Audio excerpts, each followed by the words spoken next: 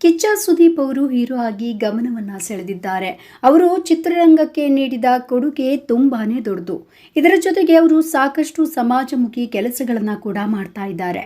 ಸುದೀಪ್ ಅವರ ಒಳ್ಳೆಯ ಕೆಲಸವನ್ನ ಗಮನಿಸಿ ತುಮಕೂರು ವಿಶ್ವವಿದ್ಯಾಲಯ ಗೌರವ ಡಾಕ್ಟರೇಟ್ ನೀಡಲು ಮುಂದಾಗಿತ್ತು. ಆದರೆ ಇದನ್ನ ಕಿಚ್ಚ ಸುದೀಪ್ ನಿರಾಕರಿಸಿದ್ದಾರೆ. ಕಿಚ್ಚ ಸುದೀಪ್ ಮಾದರಿ ನಡೆಗೆ ಎಲ್ಲರಿಂದ ಮೆಚ್ಚುಗೆ ವ್ಯಕ್ತವಾಗಿದೆ. ಕಿಚ್ಚ ಸುದೀಪ್ಗೆ ಗೌರವ ಡಾಕ್ಟರೇಟ್ ನೀಡಲು ತುಮಕೂರು ವಿವಿ ನಿರ್ಧರಿಸಿತ್ತು. ವಿವಿ ಸಿಂಡಿಕೇಟ್ ಸಭೆಯಲ್ಲಿ ಚರ್ಚೆಯನ್ನ ನಡೆಸಿ ಸುದೀಪ್ ಗಮನಕ್ಕೆ ತರಲಾಗಿತ್ತು.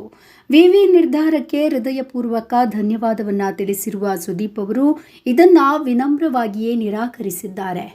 ಸಮಾಜದಲ್ಲಿ ಸೇವೆ ಮಾಡಿದ ನನಗಿಂತ ಹಿರಿಯರು ಇದ್ದಾರೆ, ಅವರಿಗೆ ಡಾಕ್ಟರೇಟ್ ಅನ್ನ ನೀಡಿ ಎಂದು ಸುದೀಪ್ ಕೋರಿದ್ದಾರೆ. ಮನೋರಂಜನೆ ಮತ್ತು ನಟನೆಯಲ್ಲಿ ಸುದೀಪ್ ಸಲ್ಲಿಸಿದ ಸೇವೆಯನ್ನ ಗುರುತಿಸಿ ಈ ಗೌರವವನ್ನ ನೀಡಲು ನಿರ್ಧರಿಸಲಾಗಿತ್ತು.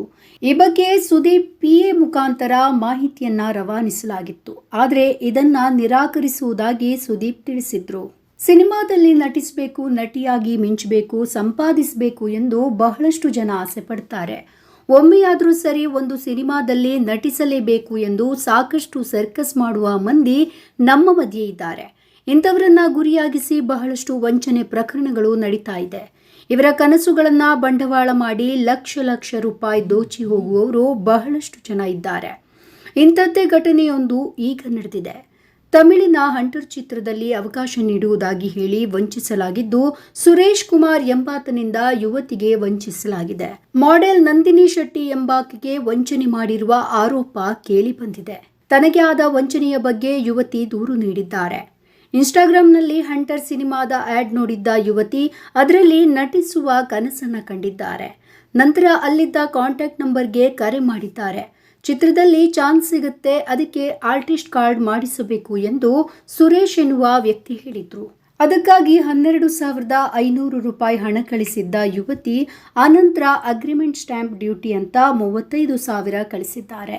ಬಳಿಕ ಶೂಟಿಂಗ್ಗೆ ಮಲೇಷ್ಯಾಗೆ ಹೋಗಬೇಕು, ನಿಮ್ಮ ತಂದೆಯ ಪಾಸ್ಪೋರ್ಟ್ ಮತ್ತು ನಿಮ್ಮ ಪಾಸ್ಪೋರ್ಟ್ ವಿಮಾನ ಟಿಕೆಟ್ ಅಂತ 90,000 ರೂಪಾಯಿ ಕಟ್ಟಿಸಿಕೊಂಡು ಸುರೇಶ್ ಅವರು ಒಟ್ಟು 1.71 ಲಕ್ಷ ಹಣವನ್ನು ಪಡೆದು ವಂಚಿಸಿದ್ದಾರೆ. ಸುರೇಶ್ ಕುಮಾರ್ ಎಂಬಾತ ವಂಚನೆ ಮಾಡಿದ್ದಾನೆ ಎಂಬ ಆರೋಪ ಕೇಳಿಬಂದಿದೆ. ನಂತರ ಅನುಮಾನಗೊಂಡ ಪರಿಶೀಲನೆ ನಡೆಸಿದಾಗ ಅಸಲಿ ಕಹಾನಿ ಬೆಳಕಿಗೆ ಬಂದಿದೆ. ಈ ಬಗ್ಗೆ ಕೋಣನಕುಂಟೆ ಪೊಲೀಸ್ ಠಾಣೆಯಲ್ಲಿ ಯುವತಿ ದೂರು ದಾಖಲಿಸಿದ್ದಾರೆ. ಯುವತಿ ದೂರಿನ ಮೇರೆಗೆ ಎಫ್ಐಆರ್ ದಾಖಲಾಗಿದೆ. ಆಕ್ಷನ್ ಪ್ರಿನ್ಸ್ ಧ್ರುವ ಸರ್ಜಾ ನಟನೆಯ ಮಾರ್ಟಿನ್ ಸಿನಿಮಾವು ಈಗಾಗಲೇ ಟೀಸರ್ ಮೂಲಕ ಕುತೂಹಲವನ್ನ ಕೆರಳಿಸಿತ್ತು. ಇದೀಗ ಈ ಚಿತ್ರದ ಟ್ರೈಲರ್ ರಿಲೀಸ್ ಆಗಿದೆ. ವಾಸವಿ ಕಂಬೈನ್ಸ್ ಬ್ಯಾನರ್ನ ಅಡಿಯಲ್ಲಿ ಉದಯ್ ಮೆಹ್ತಾ ನಿರ್ಮಿಸಿರುವ ಈ ಸಿನಿಮಾವನ್ನ ಎಪಿ ಅರ್ಜುನ್ ನಿರ್ದೇಶನ ಮಾಡಿದ್ದಾರೆ. ವಿಶೇಷ ಅಂದ್ರೆ ಇದೇ ಮೊದಲ ಬಾರಿಗೆ ಕನ್ನಡ ಚಿತ್ರವೊಂದು 21 ದೇಶದ ಪತ್ರಕರ್ತರ ಜೊತೆಗೆ ಸುದ್ದಿಗೋಷ್ಠಿಯನ್ನ ನಡೆಸಿದೆ. ನಿನ್ನೆ ಅಂತಾರಾಷ್ಟ್ರೀಯ ಮಟ್ಟದಲ್ಲಿ ಮಾರ್ಟಿನ್ ಟ್ರೇಲರ್ ಲಾಂಚ್ ಆಗಿದೆ. ನಿರ್ಮಾಪಕ ಉದಯ್ ಮೆಹ್ತಾ ಕನ್ನಡ ಚಿತ್ರವನ್ನ ಜಾಗತಿಕ ಮಟ್ಟಕ್ಕೆ ಕೊಂಡೊಯ್ಯುವ ಉದ್ದೇಶ ನಮ್ಮದು. ಹೀಗಾಗಿ ಈ ಸುದ್ದಿಗೋಷ್ಠಿಗೆ ದುಬೈ, ಕೊರಿಯಾ, ಜಪಾನ್, ರಷ್ಯಾ ಸೇರಿ ವಿವಿಧ ದೇಶಗಳಿಂದ ಪತ್ರಕರ್ತರು ಆಗಮಿಸಿದ್ರು ಅಂತ ಹೇಳಿದ್ದಾರೆ. ಈ ಚಿತ್ರದ ಕತೆ ಯೂನಿವರ್ಸಲ್, ಹೀಗಾಗಿ ಎಲ್ಲ ದೇಶದವರಿಗೂ ಇದು ಕನೆಕ್ಟ್ ಆಗುತ್ತೆ. ಇದರಲ್ಲಿರುವ ಆಕ್ಷನ್ ಸನ್ನಿವೇಶಗಳು ತುಂಬಾ ರೋಚಕವಾಗಿದ್ದೆ ಅಂದಿದ್ದಾರೆ ನಟ ಧ್ರುವ ಸರ್ಜಾ. ಮಾರ್ಟಿನ್ ಸಿನಿಮಾವು ಅಕ್ಟೋಬರ್ 11ರಂದು ತೆರೆ ಕಾಣ್ತಾ ಇದೆ. ಕೃಷ್ಣಂ ಪ್ರಣಯ ಸಖಿ ಚಿತ್ರದಲ್ಲಿ ನಟಿಸ್ತಾ ಇರುವಂತಹ ಗಣೇಶ್ ಮತ್ತು ಭೀಮಾ ಸಿನಿಮಾವನ್ನ ನಿರ್ದೇಶಿಸಿ ನಟಿಸಿರುವ ದುನಿಯಾ ವಿಜಯ್ ಅವರು ತಮ್ಮ ನೆನಪಿನ ಪುಟವನ್ನ ತೆರೆದಿದ್ದಾರೆ.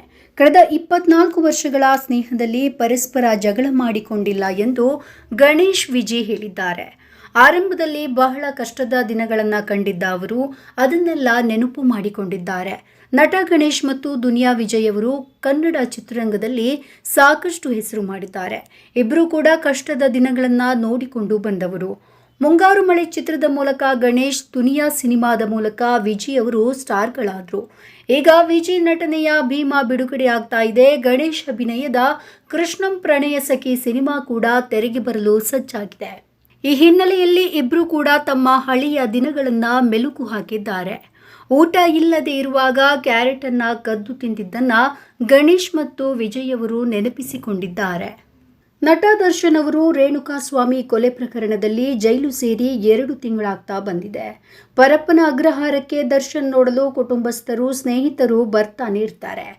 ಇನ್ನು ದರ್ಶನ್ ಅವರ ಕ್ರೇಜ್ ದಿನದಿಂದ ದಿನಕ್ಕೆ ಹೆಚ್ಚಾಗ್ತಾ ಇದ್ದು, ಅಭಿಮಾನಿಗಳು ಡಿ ಬಾಸ್ ಆದಷ್ಟು ಬೇಗ ಆಚೆ ಬರಲಿ ಅಂತ ಸಿಕ್ಕ ದೇವರಿಗೆ ಹರಕೆಯನ್ನ ಹೊರ್ತಾ ಇದ್ದಾರೆ. ಇನ್ನು ಕೆಲ ಅಭಿಮಾನಿಗಳಂತೂ ದರ್ಶನ್ ಕೈದಿ ಸಂಖ್ಯೆಯನ್ನ ಕೈ ಕುತ್ತಿಗೆ ಎದೆ ಭಾಗದಲ್ಲಿ ಹಚ್ಚಿ ಹಾಕಿಸಿಕೊಳ್ತಾ ಇದ್ದಾರೆ. ಆದರೆ ಇಲ್ಲೊಬ್ಬ ದರ್ಶನ್ ಅಭಿಮಾನಿ ಡಿ ಬಾಸ್ ಹೆಸರನ್ನ ಹಣೆಯ ಮೇಲೆ ಹಚ್ಚಿ ಹಾಕಿಸಿಕೊಂಡಿದ್ದಾನೆ. ಈ ವಿಡಿಯೋ ಇದೀಗ ಸಿಕ್ಕಾಪಟ್ಟೆ ವೈರಲ್ ಆಗ್ತಾ ಇದೆ. ಅಭಿಮಾನಿಗಳು ತಮ್ಮ ನೆಚ್ಚಿನ ಸಿನಿಮಾ ತಾರೆಯರ ಹೆಸರನ್ನ ಕೈ ಮೇಲೆ ಹಾಕಿಕೊಳ್ತಾರೆ. ಆದರೆ ಇಲ್ಲೊಬ್ಬ ದರ್ಶನ್ ಅಭಿಮಾನಿ ಡಿ ಬಾಸ್ ಹೆಸರನ್ನ ತನ್ನ ಹಣೆಯ ಮೇಲೆ ಹಚ್ಚಿ ಹಾಕಿಸಿಕೊಂಡಿದ್ದಾನೆ. ಈ ಕುರಿತ ಪೋಸ್ಟ್ ಒಂದನ್ನ ಕರುನಾಡ ಅಧಿಪತಿ ಆಫಿಷಿಯಲ್ ಹೆಸರಿನ ಇನ್ಸ್ಟಾಗ್ರಾಮ್ ಪೇಜ್ನಲ್ಲಿ ಹಂಚಿಕೊಳ್ಳಲಾಗಿದೆ.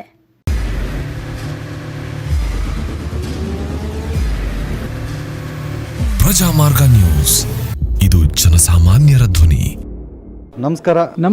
ನೀವು ನೋಡ್ತಾ ಇದ್ದೀರಾ ಪ್ರಜಾಮಾರ್ಗ ನ್ಯೂಸ್. ರಾಷ್ಟ್ರದ ರಾಜ್ಯದ ರಾಜಕೀಯದ ಬಗ್ಗೆ ಹೆಚ್ಚಿನ ಸಿನಿಮಾ ಅಪ್ಡೇಟ್ಗಳಿಗಾಗಿ ಫಸ್ಟ್ ಲೈಕ್ ಮಾಡಿ, ಸಬ್ಸ್ಕ್ರೈಬ್ ಆಗಿ, ಹಾಗೆ ಫಾಲೋ ಕೂಡ ಮಾಡಬೇಕು.